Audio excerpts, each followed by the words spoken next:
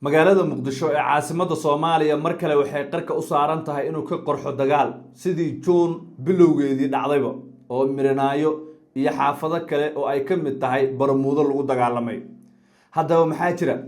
Madaxweyne Xasan Maxamuud wuxuu wadaa qorshe uu ku sheegay inuu hubka dhigis ku sameynayo madaxda mucaaradka ah, iyaguna waa ay diidan yihiin si cad ayayna kaga soo horjeedaan in hubkooda ay ku wareejiyaan Xasan.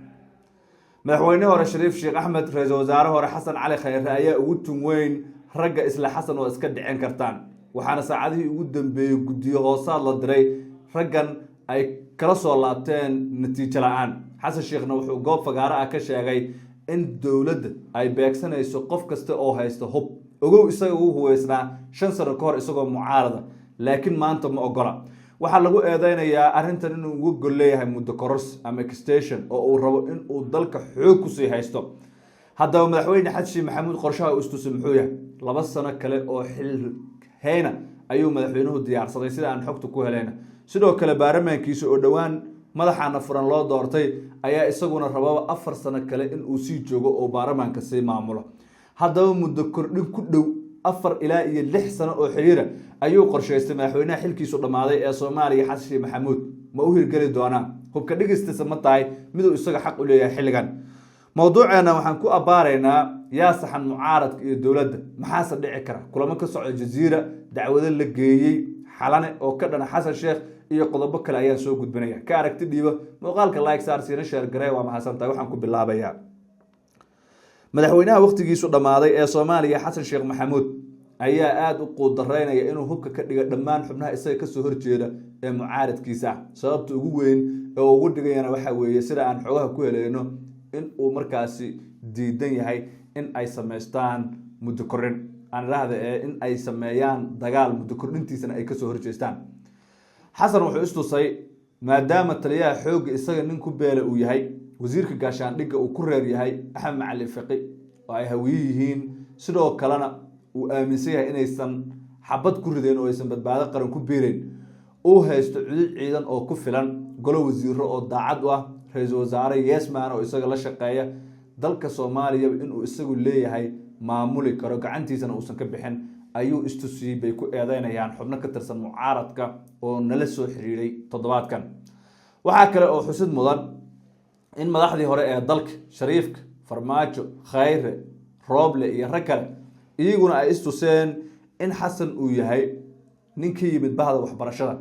dagaalna uusan aqoon badan u lahayn, khibradna uusan u lahayn, kursigana ay ka ridan karaan ayay iyaguna istuseen. laba fikradood oo kala fog ayaa la haystaa marka dhinacyadu. madaxweyne Xasan Maxamuud marka wuxuu rabaa inuu ka adkaado mucaaradkiisa oo uusan wax doorasho ahba qaban oo uu kursiga iska sii joogo. galmudug geysto Liibaan Shuruq, Aadan Madoobe hore u geystay Koonfur Galbeed, Puntland murashax uu isagu rabo geeyay sanad iyo 2 kadib, Cali Guudlaab uu u daayay Hirshabeelladiisa oo iska walaaqdo. wuxuu rabaa Soomaaliya in ay noqoto guri uu isagu leeyahay oo kale oo u maamusho. sidaas waxaa dhahaya xubno ka tirsan xisbiga himilo qaran oo ay ku jiraan xildhibaanaha heer qarana. haddaba yaa adkaan kara labada fakar? dhinacyo badan marka laga eego Xasan wuu adkaan karaa, sababtuna waxa weeye xukunkii iyo xoolihiiba isaga haysta, dhaqaalaha ugu badan dalka isagoo gacanta ugu jira, hantida ugu badan isagaa haysta, xukunkiina isagaa haysta, hadday noqoto ciidan, hadday noqoto awood, wax kasta isagaa hadda gacanta ku haya. laakiin mucaaradka laba ajantay ku adkaan karaan. kow, isku duubni iyaga dhexdooda ah oo wixii loogu adkaaday Farmaajo 2020 inay mid noqdaan oo ajandahooda uu noqdo in Xasan meesha laga saaro, sababtoo ah Puntland, Jubbaland iyo dhammaan madaxdii kale mucaaradka ahayd 2020 qorshahooda wuxuu ahaa Xasan Sheekh uu ku jiray in meesha laga saaro Farmaajo ku heshiiyaan. haddii maanta Xasan in laga saaro meesha ay ku heshiiyaan waa suuragal baa leeyahay. qodobka labaad ay ku adkaan karaan waa dhinaca beesha caalamka. Xasan dhaqaalaha ugu badan wuxuu ka helaa dalalka Soomaaliya caawiya, wuxuu u adeegsadaa hantidii loogu talagalay in dalka wax loogu qabto darihiisa gaarka ah. taasaa keenaysa marka in maxaa la dhihi jiray madaxweyne Xasan Maxamuud dhinaca dacwadda beesha caalamka looga adkaado. dhowr jeer oo horena hogaamiyaal aqoon-yahanada Cabdiraxmaan Cabdishakuur uu ku jiro ayaa beesha caalamka u gudbiyay dacwado ka dhana Xasan Sheekh, kuwaas oo markaasi dhowr jeer lagu canaantay madaxweynaha sida xogo hore oo soo baxay ay sheegayaan. hadda marka waxaa muuqanaysa in isgoys adag la taagan yahay, isla markaana xaaladda Muqdisho ay tahay qir iyo qir, suuragalna ay tahay in mar kale la isqoomo ama xabad ay dhacdaba. xamar dagaal wuxuu ka dhacay June 4 ilaa 5 2016 Barmuudo iyo Mirnaayo oo Kaaraan iyo Holudaa ka kala tirsan ayaa rasaas la isla qasiyay waxaana ay ahayd dagaal dad badan ku barakaceen kuwana ku dhinteen kuwa kalena ku dhaawacmeen oo lagu qaaday madaxdii hore ee wadanka haddaba yaa adkaan kara ka aragtidiiba like saar siina share garee waa mahadsantahay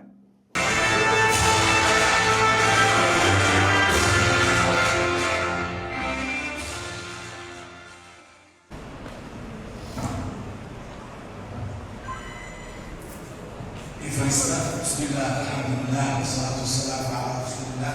السلام عليكم ورحمة الله وبركاته. waxaan aad iyo aad u bogaadinayaa runtii dowladda goboleedka Galmudug dowladda federaalka ah iyo dowladda Jarmalka ee maxaan ku raraa mashruucan ka saaciday Soomaaliya ee maalgelisay hay'adda KfW oo awal GTZ in la dhihi jiraan jecelahay laakiin hadda magacii laga bedelay ama waxay tahayba dowladda Jarmalka iyo dadka Jarmalka ee deeqdan siiyay dadka Soomaaliyeed ayaan u mahad celinaynaa kuwa kale oo balan oo dugsiyo farsamo aan ballan qaadeen maanta Soomaaliya waxbarashada nooca waxbarasho ugu baahi badan tahay waa aqoonta farsamada waay waan garanaynaa guryaha aan dhisayno wadooyinka aan dhisayno waxa aan waxaynana in badan oo kamid ah dad farsamo yaqaana oo ajnabi ah oo ama dalalka dariska ka yimiday ama meelo ka sii fogfog ka yimiday ayaa noo jooga runtii in wiilal Soomaaliyeed oo hawshaas nooga filnaado mustaqbalka dhow dalkuna hadda ka bacda ayuu u sii baahanayaa dadka farsamo yaqaanada ah ee maxaan ku raadayay aqoonta technology-ga casriga ah leh aniga bahda waxbarashada guud ahaan waa taan dhihi jiray weligay hawl aan waxbarasho aan kama soo shaqeyn siyaasadda ka hor ganacsi yar yar wax bari waa iska galgalay waxbarashada aan ka shaqeyn jiray burburkii ka hor waxay ahayd waxbarashada farsamada dugsiga sare farsamada gacantaan ka baxay jaamacaddii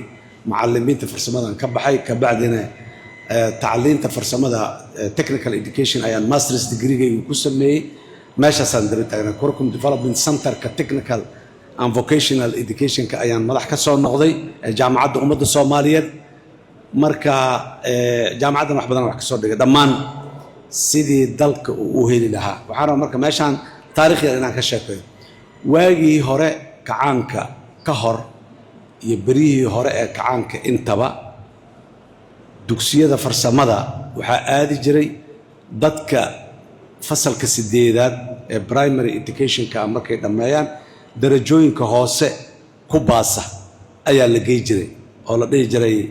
yani intellectual ama maskaxdooda waxoogaa yar way gaabisaa marka gacmaha iyo murqaha gacanaha wax ka bartaan gacanka siyaasaddaasoo bedelay dadkaasi dad badan oo kamid ah waxbarashada qaarkoodna ma dhammaystira karin hadday soo dhammaystirtaanna qaarkood farsamo yaqaana fiican kama soo bixi jirin gacanka wuu bedelay wuxuu dhahay dugsiga dhexe ardada ugu fiican ayaa dugsiyada farsamada aadaysa hadda waa kuwa ugu fiican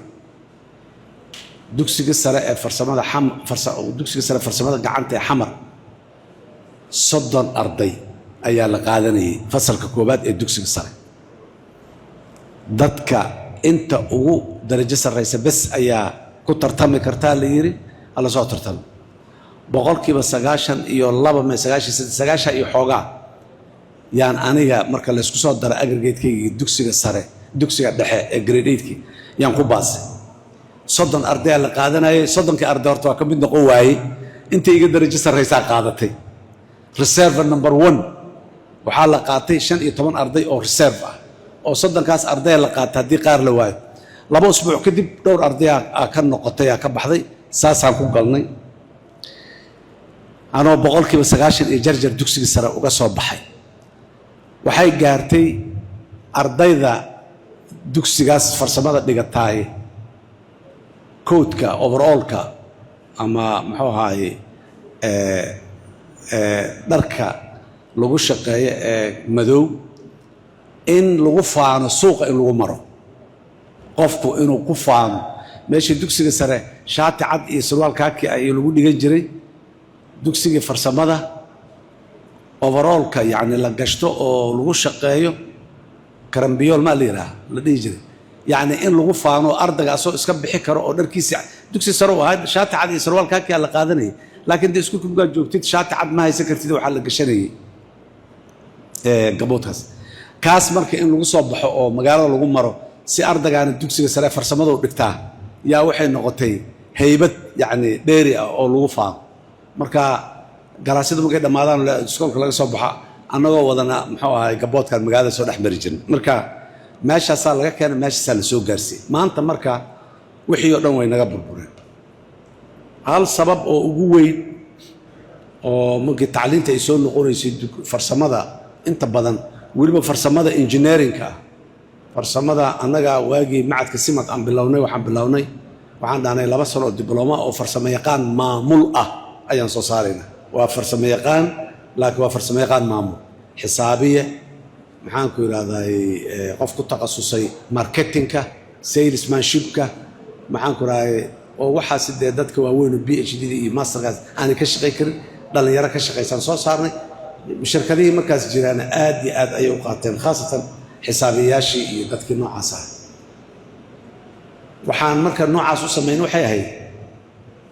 farsamada engineeringka ee hadda soo aragnay mechanical electrical carpenter civil dhammaan marka la isku soo daro aad ay qaali u tahay waxay qaali u tahay inkastoo hadda de technology-ga casriga ah oo fududeeyay wax badan oo simulators iyo waxyaabo badan oo in alwaaxi in la jaro ama birti in la jaro ama aan looga maarmo laga haddana oo yareyn karaayo ma ka maarmi karo lianna practical experience loo baahan yahay computerka guri kuu dhisi maayo gaarina kuu samayn maayo oo kuu sahlaya sidaas daraaddeed qofka inuu markuu practice samaynayo carpenter hadduu baranayo waa inuu alwaax jarjaraa alwaaxi maanta la jarjaray biri ardayga imaanay wax laguma bari karo waa in alwaax cusub haddana la soo iibiyaa oo la jaraa birtii waa la jarayaa waayarkii waa la fiiqayaa waa la isku xirayaa waa la waxaynayaa sibirka shamiintadii waa la qasayaa bulkeetigii waa la dhisayaa derbiga duwan marka waxaasoo dhan marka waxay leeyihiin kharashaad budget aan caadi ahayn ayay u baahan yihiin sidaas daraaddeed waagii dambe oo aniga aan madaxda ka ahaay midaynta tacliinta farsamada ee Soomaaliya xarunteeda oo ugu horeysay dhismaha curriculum dugsiyo sare farsamo oo 3 sano dugsiyo sare farsamo oo 4 sano yaan qabi jirnay isku shahaadayna qaadan jireen ninka 3 sano ah ninka 4 sano ah marka hal la mideeyaa la yiri 36 dugsi farsamo ayaa jamhuuriyadda ku yeelay oo aan isku curriculum ahayn laakiin dhammaan engineering bas baahan caafimaad ay lahaayeen wasaarad kasta ay dugsi yar oo farsamo ay samaysatay oo kaalmo caalamiin ay ku samaysatay marka wixii dawladda gacanka ahayd markii dambe in la mideeyo hal curriculum loo yeelo ayadoo curriculumkaas la dhaqan gelinayo manhajkaas dawladuna kaalmeynaysa aan la kaalmaysan la yiraahdo ayaan sameynay curriculumka mugaan dhamaystirnay ayada oo wasiirka tacliinta inuu saxiixo oo baarlamaanka la geeyo oo laga ansixiyo sugaya ayaa burburkii dhacay daah badanaa jiray wasiirka tacliinta xafiiskiisa wuxuu iska tiilay sanad iyo jarjar oo saxiixiisa uu sugayay marka dhibaatadaas yartaa meesha marka waxaan ka wadaa taariikhdaas u sheegayaa dugsiyada farsamo muhiimadda ay leeyihiin iyo inay maxaan ku raadaaye qarash u baahan yihiin oo aanan nin farsamo yaqaan ah ama gabar farsamo yaqaan oo fiican inaanay ku soo bixaynin si sahlan dugsi sare caadi ah oo xagga ku yaala ardayga ka soo baxa oo kale inaanay ahayn waaye waxaan taariikhdaas u soo qaaday waxaan rabaa inaan hambaliyeeyo dowladda federaalka ah wasaaradda shaqada iyo arrimaha bulshada dowladda galmudug iyo maamulka maxaa ku raadaaye gaalkacyo intaba ka qayb qaatay maanta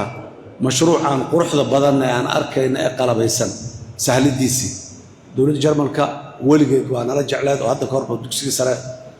farsamada Jarmalka waa tii naloo dhisay dugsiga sare Burco ee farsamada ahay ayaga dhiseen sidaas ay weligood tacliinta farsamada nooga saacidi jireen laakiin duruufo ay nagu saacidaana la waayay sidaas ay u gaabsadeen maanta alxamdulillah duruufana nagu saacidaan leenahay warbixintii hadda muxuu ahay injineerka waxa ku jirtay halkan dugsigaan oo la dhameystiro dugsi kale oo wasaaradda beeraha iyo sidoo kale la iska kaashado oo degmada Hirshabeelle laga hirgeliyo mid kale oo maxaan ku rahdaa koonfur galbeed laga hirgelinayo mid kale oo Jubbaland laga hirgelinayo dhammaan dowlad goboleedyada Puntland sidoo kale dhammaan dowlad goboleedyada dugsiyada farsamada Jarmalku inuu naga saaciidi karo laakiin waxaa la rabaa si naloo saacido inaan